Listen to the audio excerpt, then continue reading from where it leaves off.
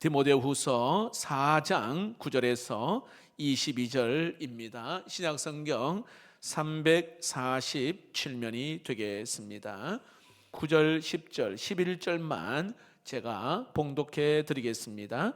너는 어서 속히 내게로 오라. 대만은 이 세상을 사랑하여 나를 버리고 데살로니가로 갔고, 그리스게는 갈라디아로, 디도는 달마디아로 갔고, 누가만 나와 함께 있느니라.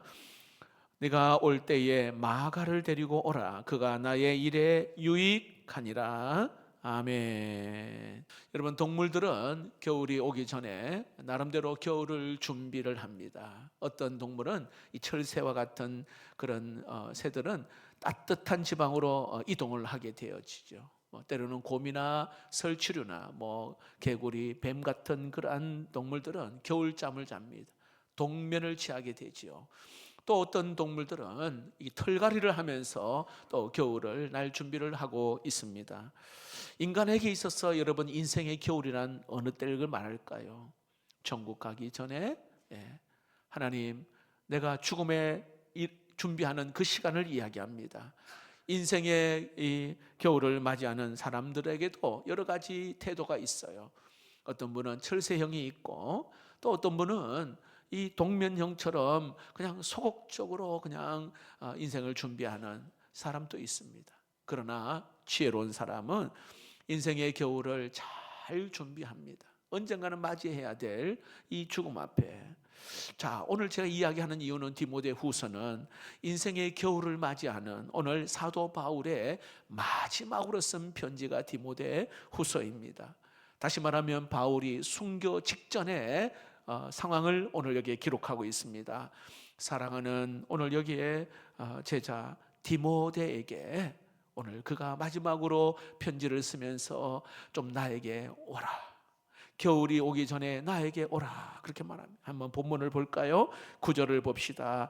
너는 어서 속히 내게로 오라. 자, 21절을 봅시다. 21절에 보면 너는 겨울 전에 어서 오라. 이렇게 오라는 단어가 한 5번 정도 나오거든요. 얼마나 보고 싶었으면 오늘 여기에 속히 오라, 간곡하게 이야기합니다. 속히 좀 나에게 좀 와라.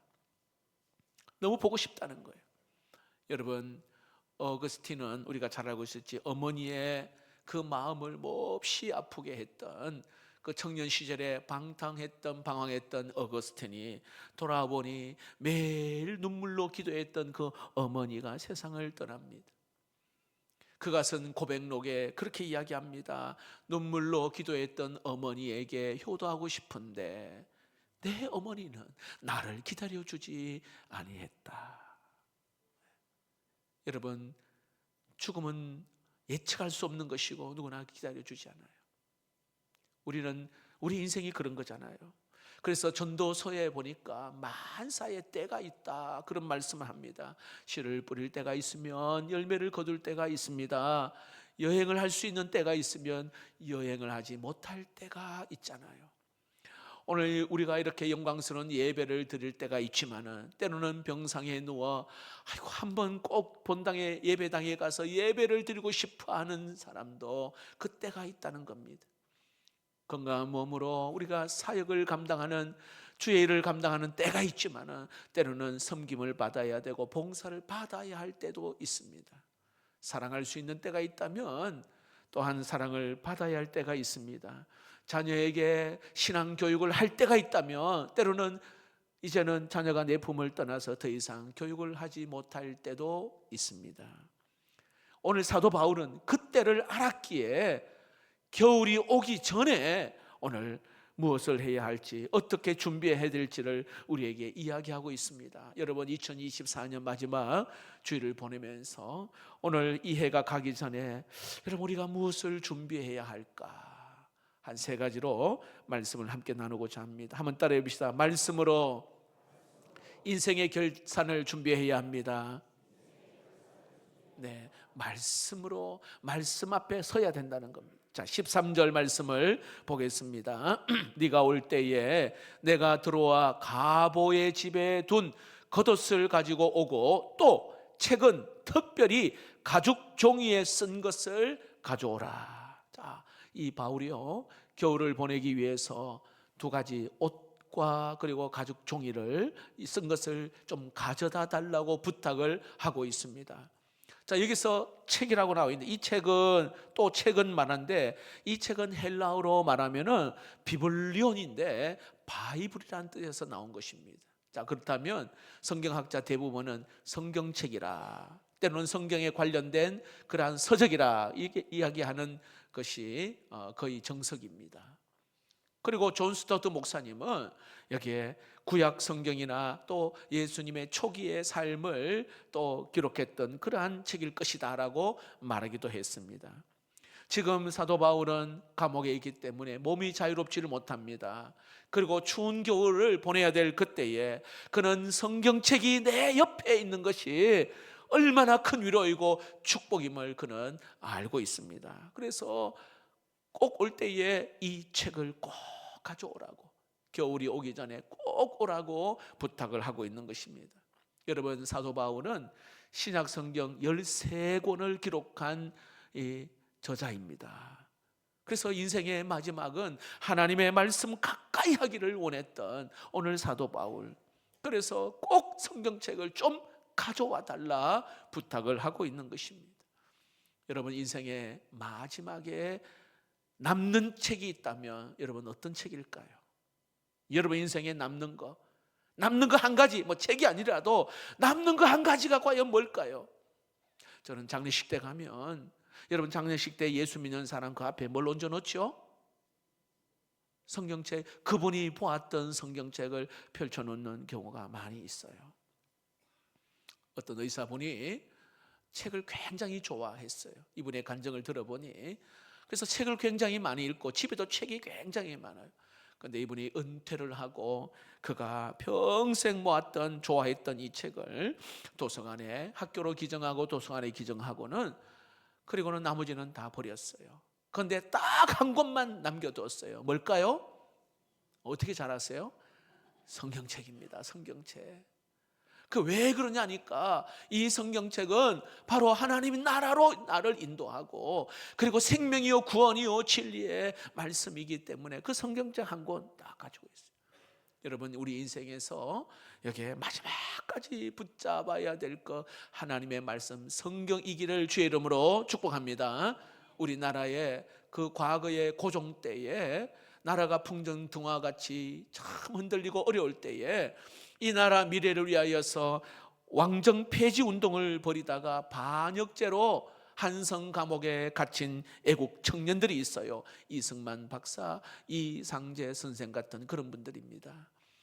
이승만 박사는 감옥에 5년 7개월 동안 있으면서 매일같이 빠짐없이 일기를 적었는데, 제일 첫 번째 보낸 이 일기가 누구냐면 선교사님에게 편지를 쓰면서 성경책을 좀 가져달라고 부탁을 합니다. 그 부탁, 이제 허락되어서 이제 책이 감옥 안에 들어오기 시작합니다. 한글 성경, 영어 성경, 찬송가뿐만 아니라 기독교에 관련된 그러한 책들, 그리고 정치와 관련된 교과서들을 막 들어오는데 한 500권이 되었어요. 그래서 감옥에서 말 그대로 감옥 도서관 같은 것이 생긴 거예요. 이 애국지사들이 이 책을 읽어가면서 그 민족의 내일을 토론하면서 함께 예배했고 함께 기도했는데요, 그 중에 40명이 개종을 하고 예수를 믿게 되었다는 놀라운 일이죠. 그들은 감옥에서 책을 읽는 그 기쁨을 정말 어떻게 표현했냐면은 생지옥이 복당으로 변했도다. 한번 따라해 봅시다. 생지옥이 복당으로 변했도다. 복당은요, 복된 자리 이 뜻이에요. 생지옥과 같은 그 감옥이 복당으로 변했다, 그렇게 이야기하기도 했습니다. 여러분, 성경은 우리의 삶을 변화시키고 돌이키게 하고, 여러분 우리에게 생명을 주는 말씀인 줄로 믿습니다. 여러분, 지난 4년 동안 저희 교회 이 성경 필사 처음 시작할 때는 여러분이 시작했는데, 이제 4년 후에 지금은 이제 사실 그래 많지는 않아요. 그런데 여러분, 4년 동안 성경 필사,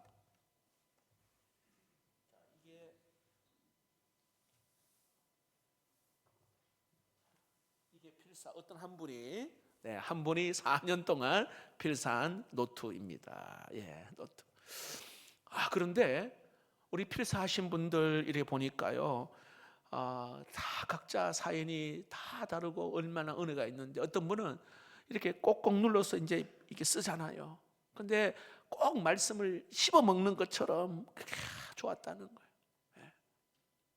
그러니까 우리 영의 양식을 먹는 것처럼 하나하나씩. 또 어떤 분은 이게 필사를 하니까 염려, 근심, 걱정들이 여러 가지 잡다운 생각들이 다 사라지고, 한 분의 장로님은 새벽기도 갔다 오면 꼭 1시간 필사를 4년 동안 말씀을 쓰신 거예요. 어떤 분은 미처 발견하지 못한 그러한 말씀을 필사하면서 야, 여기 이런 말씀이 있네, 보물을 찾는 듯한 그런 마음이 또 생기기도 하고요. 어떤 분은 이 4년 동안 여러분 일상의 루틴이 된 거예요. 매일 이제 성경을 써야 되니까 하루 동안에 이렇게 말씀 생각이 그의 삶을 늘 항상 주장하는 것이죠. 어떤 분은 신기하게도 마음이 막 힘들고 혼란스러울 때 이게 필사를 하면 이 글자가 조금 삐뚤삐뚤하고 좀 이렇게 글씨체가 별로 좋지 않은데, 이게 한참 쓰다 보니까 내 마음이 안정을 찾아서 이게 참 바르게 쓰는 것도 경험했다고 말합니다.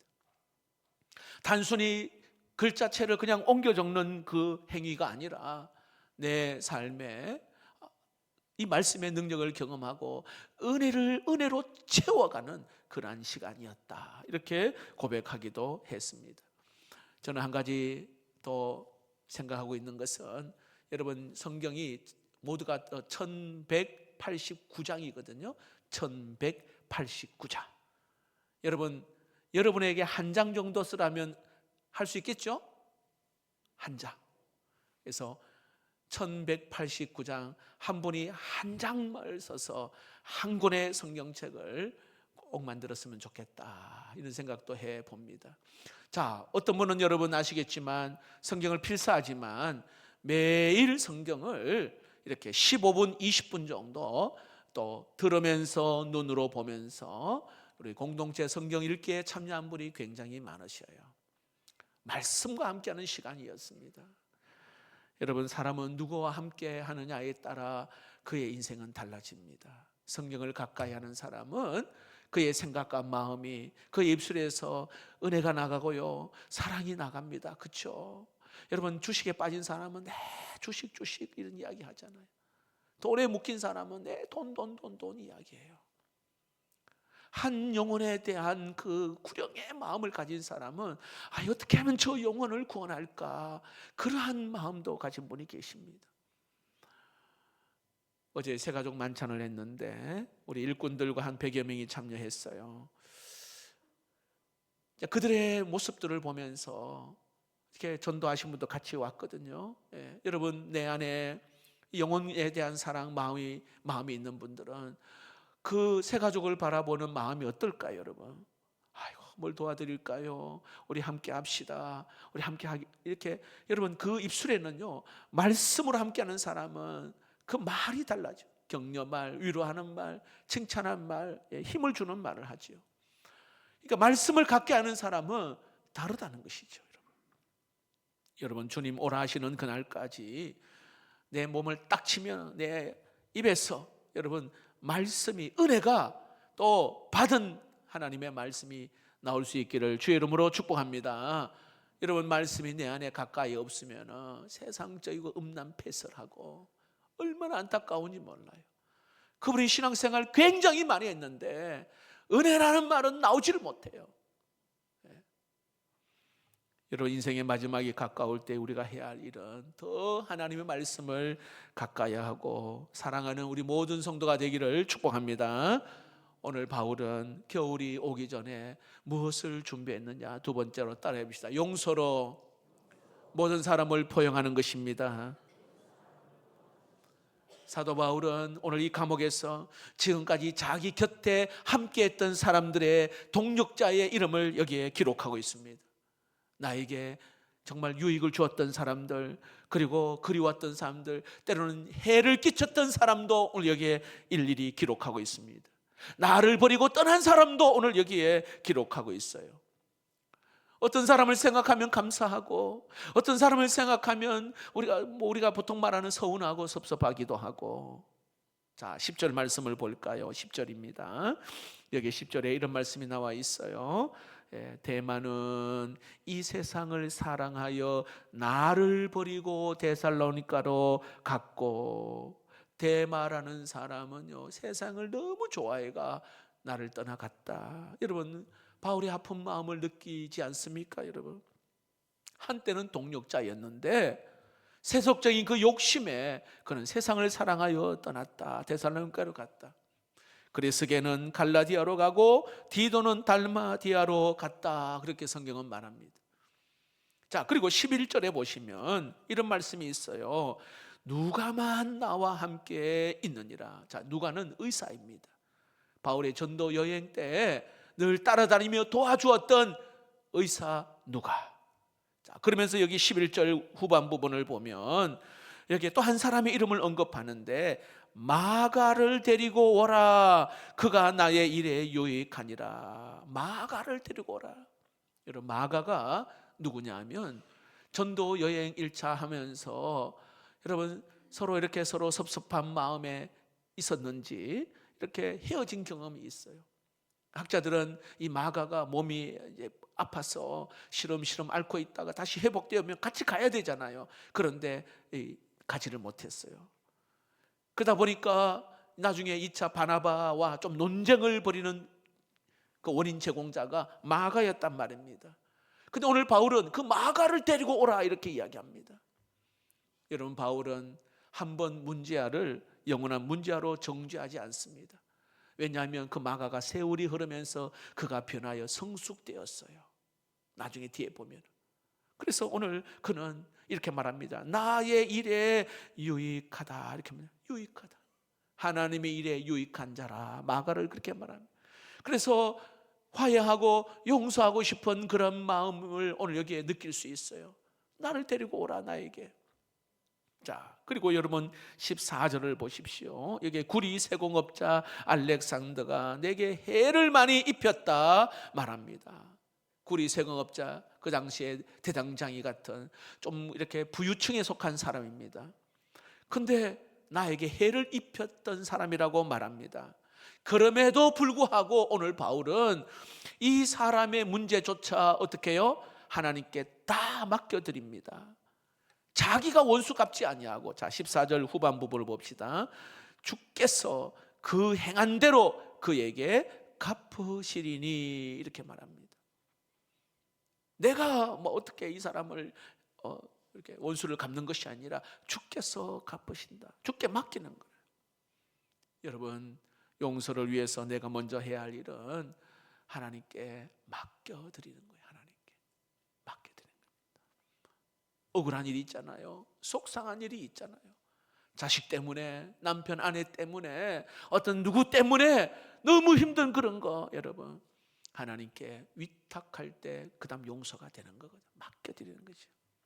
16절을 볼까요? 16절 보시면 바울이 이렇게 말합니다. 내가 처음 변명할 때에 나와 함께 한 자가 하나도 없고 다 나를 버렸으나 그들에게 허물을 돌리지 않기를 원하노라 이렇게 말합니다. 그들을 다 용서하겠다, 이 뜻이 용서하겠다. 여러분, 섭섭하게 한 그러한 사람들을 용서하기로 결단한 오늘 이 바울. 여러분, 그 바울이요, 용서를 누구에게서 배울 수 있었을까요? 누구에게서? 그 용서. 우리 예수님은 나를 따르는 자들 배반하고 제자들도 배반했습니다. 그러나 여러분, 십자가에서 그 마지막 기도한 것이 용서의 기도잖아요. 용서의 기도. 누가복음 23장 34절 말씀입니다. 이에 예수께서 이르시되 아버지, 저들을 사하여 주옵소서. 자기들이 하는 것을 알지 못함이니이다 하시더라. 자, 여기 보니까 자기들이 하는 걸 알지, 하나님 저 사람 몰라서 그렇습니다. 용서해 주십시오. 그렇게 기도합니다. 여러분, 내 인생이 따뜻한 그러한 겨울을 맞이하려면 우리 마음에 미움이 없어야 돼요. 한이 없어야 됩니다. 화해와 용서. 여러분 따뜻한 겨울을 맞이할 수 있기를 축복합니다. 아니, 이 해가 가기 전에 여러분 풀 것은 풀어야 돼요. 예. 용서할 것은 용서하시고, 예. 우리에게 필요한 것이 바로 화해 용서입니다. 성경은 이렇게 말합니다. 베드로전서 4장 8절 봅시다.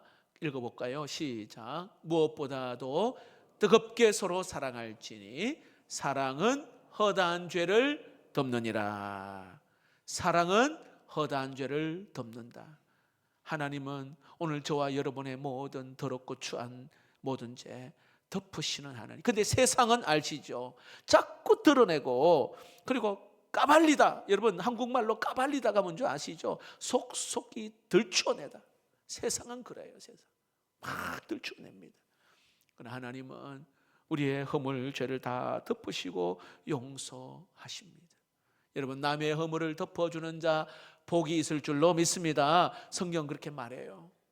부모님의 허물을 덮고 자식의 허물을 덮고 아내와 남편의 허물을 덮어주는 자, 하나님이 복이 있다. 여러분 노아가 홍수 이후에 방주를 만들고 나와서 노아가 이제 포도 농사를 하잖아요. 포도주를 먹고는 그는 술이 취해서 벌거벗어 누워 있습니다.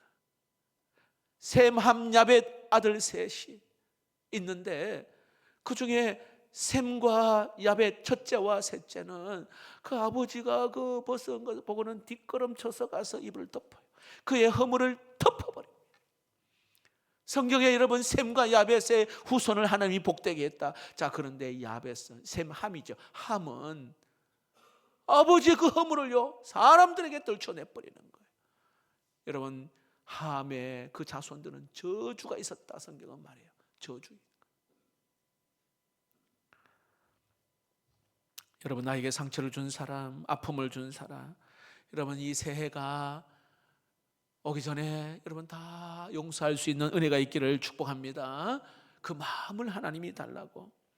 여러분 잘 아시겠지만 저 지구 끝에 있는 사람 여러분 사랑하는 거 어려운 일이 아니에요. 정말 멀리 아프리카 있는 사람 돈 몇만 원 몇십만 원 여러분 책임지지 않는 사랑할 수 있잖아요. 여러분 그러나 늘 얼굴 맞대고 살아가는 사람, 직장 동료, 때로는 성도, 때로는 우리 가족들이 있잖아요. 부모님, 때로는 아내, 남편, 우리 자녀 정말 사랑하는 거 여러분 쉽지 않습니다. 그래서 오늘 여기에 용서해야 되는 거예요. 새해를 우리가 준비하면서 오늘 이렇게 찾아가서 여러분이 먼저 찾아가서 용서를 구하고 용서를 하는 은혜가 있는데 여러분 누가 먼저 하면 좋을까요? 누가? 따라해보세요. 성령 충만한 사람이 먼저 하면 됩니다. 네, 하나님 나에게 은혜 주시고 성령 충만한 사람 누구라 할 것 없이 오늘 이 말씀을 듣고 성령의 감동이 있고 여기에 순종할 수 있는 능력을 주시는 그분이 가서 여러분 딱 한마디 하시면 돼요. 미안합니다. 혹시나 좀 사람은 영적인 동물이잖아요. 영의 사람이거든. 딱 느낀단 말이죠. 아, 저 사람이 뭔가 조금 뭐 섭섭한 게 있다. 가족도 마찬가지예요. 그래서 여러분 먼저 손 내밀고 새해를 정말 아름답게 문을 열 수 있기를 축복합니다. 헨리 나우엔 영성학자지요. 그분이 쓴 거울 너머의 세계라는 책에 이런 이야기를 했습니다. 시작도 중요하지만 마침은 더욱 중요하다. 그런 말을 하면서요. 여러분 젊은 시절에는 무엇을 하고 살아가느냐가 중요해요. 무엇을 하고 살아가느냐 젊은 시절에. 그런데 마지막에는 어떻게 마치느냐가 중요하다. 어떻게 마치느냐가 중요하다. 자, 그러면서 그가 이런 말을 해요. 마칠 때에 너도 해방을 받고 모든 사람에게 해방을 주어라. 너도 자유하고 모든 사람에게 자유를 주어라. 그리고 원망 불평 자학을 끝내고 감사하면서 인생을 마치라 했습니다. 오늘 사도 바울은 속히 와라. 마가도 데리고 와라. 마가도 나와 뭔가 좀 섭섭했던 마가도 데리고 와라. 또 여기에 허물 이게 여러 가지로 나를 어렵게 했던 자, 그 행위는 다 하나님이 갚으신다고 말하고요, 허물을 그들에게 돌리지 않겠다고 이야기하고, 여러분 용서하는 마음, 화해하는 마음으로 새해를 맞이할 수 있기를 축복합니다. 마지막으로 오늘 바울은 겨울 오기 전에 무엇을 준비했느냐 한번 읽어볼까요? 화면을 보시고 시작. 이방인의 선교의 사명을 끝까지 감당하고자 했습니다. 17절 말씀을 보겠습니다. 주께서 내 곁에 서서 나에게 힘을 주심은 나로 말미암아 선포된 말씀이 온전히 전파되어 모든 이방인이 듣게 하려 하심이니 내가 사자의 입에서 건짐을 받았느니라. 사도 바울은요, 오늘 이렇게 로마 감옥에서 그가 잊지 않고 있는 것은 나에게 주신 그 사명이에요. 바울의 사명은 내 생명을 다하면서까지 이방인들에게 복음을 전하는 그 사명이 있었거든. 나의 남은 시간, 그 남은 시간이 얼마 남아있지 않더라도 내가 끝까지 사명을 감당하겠다. 그럴 때 하나님이, 그런 마음 가질 때 하나님이 어려움에서 나를 건져주셨다. 그 성경에 이런 말씀이 있어요. 사자의 입에서 건짐을 받았느니라. 이렇게 사자라고 하는 이 표현은 바울이 주의 일을 하면서 여러 가지 찾아왔던 위기를 표현하기도 하고요, 이 당시에 로마 황제를 대표하기도 합니다. 실제로 로마 황제는 자기를 거스리는 자는 그냥 사자의 밥이 되게 했거든요. 그럼에도 불구하고 나는 생명 다할 때까지 그 사명을 다하겠다. 그리고 나는 죽지 않을 것이다. 그 사명은 다하기 그때까지는. 오늘 그 이야기를 합니다. 여러분 시편 118편 17절에 한 시편 기자가 유명한 고백을 합니다. 내가 죽지 않고 살아서 여호와께서 하신 일을 선포하리로다. 한번 읽어볼까요? 시작. 내가 죽지 않고 살아서 여호와께서 하시는 일을 선포하리로다. 이 말은요, 내가 살아있는 한 이렇게 하나님의 일을 선포하는 그 사명을 다하겠다 이 말이에요. 여러분 성경에 또 우리 믿음의 선배들, 그 사명의 길을 잘 감당했던 분들이 굉장히 많아요. 개척교회 하시고 미래자리교회 하시고 농촌교회 하시는 목사님들, 선교사님들, 이미 정말로 그 생명 한 영혼을 구원하고자 하는 그 마음을 가지고 달려가신 분들, 특히 복음의 정인 가운데에 존 페이톤이라고 하는 선교사님이 계시는데, 이분은 식인종의 사도라고 불릴 만큼 그는 저 남태평양의 그 식인종들에게 가서 선교하신 분이에요. 식인종들, 그 남태평양의 몇 개의 섬에 가서 아무도 가지 아니하려 하는 그곳에 가서 식인종들에게 복음을 전했던 자. 주변에 사람이 물어요. 무섭지 않냐고, 두렵지 않냐고. 이때 존 페이턴이 한 유명한 말이 있는데요, 이 말은 그 이후에 리빙스톤이나 많은 사람들의 고백에서 나왔는데, 그가 하는 말이요, 나의 사명 다할 때까지 나는 죽지 않는다. 들어보셨죠? 나의 사명 다할 때까지는 나는 죽지 않는다, 그 말했어요. 바꿔 말하면 사명 다하면 그때 주님은 나를 부르실 것이다. 이 페이턴 선교사님은 타나라는 섬과 아나와라는 두 섬을 집중적으로 선교했습니다. 73세에 아나어로 만들어진 신약 성경을 번역하였고 150편의 찬송가를, 그는 찬송가 집을 만들었습니다. 또 그들을 가르치기 위해서 소유리 문답을 출간하기도 했습니다. 한 명 한 명 가서 복음을 전했는데요, 그 섬의 4분의 3이 예수를 믿게 되었습니다. 그런 83세에 그 변화된 섬을 바라보며 조용히 눈을 감는데 그가 이렇게 말합니다. 내게는 그늘도 구름도 없다. 모든 것은 평화요 기쁨뿐이다. 여러분, 아내 떠나보내고 자식 먼저 떠나보내면서도 그는 끝까지 복음의 사명을 감당했던 선교사님, 얼마나 아름답습니까? 어차피 우리 인생을 살아가는데 그 마지막의 마침이 굉장히 중요하죠. 우리 인생에 겨울이 오기 전에, 죽음이라는 것이 나에게 닥쳐오기 전에 우리가 해야 할 일. 제가 이번 주에 우리 성도 가운데 뇌출혈 뇌경색으로 지금도 병원에 계신 분이 2분 계세요. 정말로 모rir래요. 한 분은 39, 40. 젊다고 중요한 게 아니에요. 여러분, 우리는 항상 겨울이 오기 전에, 죽음이 천국에 가기 전에 항상 준비해요. 뭐로 준비하느냐? 무엇으로 준비하느냐? 오늘 이 해가 가기 전에 우리가 여기 사도 바울은 준비하는 이 3가지 말씀을 맺겠습니다. 우리 인생의 겨울이 오기 전에 여러분, 하나님 말씀 많이 사랑하고 말씀 가까이 하는 성도 되기를 축복합니다. 그래서 내 입에서 하나님의 말, 하나님의 생각이 나와 영권이 있기를 축복합니다. 인생의 겨울이 오기 전에 우리가 해야 할 일을 용서하고 화해하는 은혜가 있기를 축복합니다.